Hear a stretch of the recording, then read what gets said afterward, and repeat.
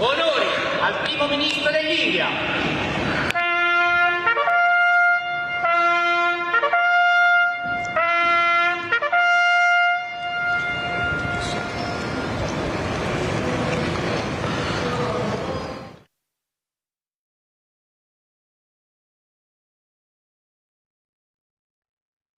அரசு முறை பயணமாக இட்டலிக்கு சென்றிருக்கக்கூடிய பிரதமர் நரேந்திர மோடிக்கு அங்கு அரசு சார்பில் உற்சாக வரவேற்பு அளிக்கக்கூடிய காட்சிகளை பார்த்தோம். விவரங்களோட செய்தியாளர் ரமேஷ்குமாரும் இணைந்திருக்கிறார். ரமேஷ்குமார், வணக்கம். அரசு முறை பயணமா பல்வேறு நாடுகளுக்கு பிரதமர் மோடி பயணம் செய்யக்கூடிய நிலையில இந்த இட்டலி பயணம் இது எந்த அளவுக்கு முக்கியத்துவம் வாய்ந்ததா பார்க்கப்படுது? விவரங்களை நீங்க பதிவு செய்யலாம். அரசுமுறை பயணத்தின் கடைசி நாடாக இத்தாலி சென்றுள்ள பிரதமர் மோடி அந்த நாட்டு அதிபர் செர்கியோ மெட்டரெல்லாவை தற்போது சந்தித்து பேச்சுவார்த்தை நடத்தி வருகிறார்.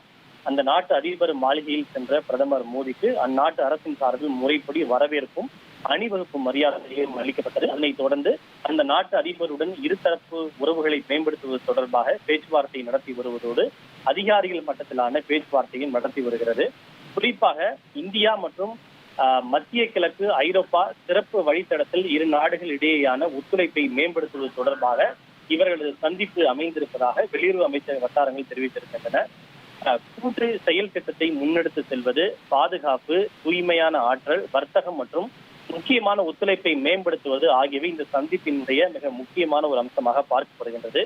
இந்த பேச்சுவார்த்தையின் மூலம் கடல்வழி போக்குவரத்து, விவசாயம், அத்தியாவசியமான கனிமங்கள், உயர்கல்வி மற்றும் நிதி குற்றங்களை எதிர்த்தல் ஆகியவற்றை உள்ளடக்கிய ஒப்பந்தங்கள் இறுதி செய்யப்படும் எனவும் எதிர்பார்க்கப்படுகிறது. இந்த சந்திப்பை தொடர்ந்து அந்நாட்டு பிரதமர் ஜார்ஜியா மெலனி அவர்களையும் அவர் அதிகாரப்பூர்வமாக சந்தித்து பேச இருப்பது குறிப்பிடத்தக்கது. உங்களுடைய தகவல்களுக்கு நன்றி ரமேஷ்குமார்.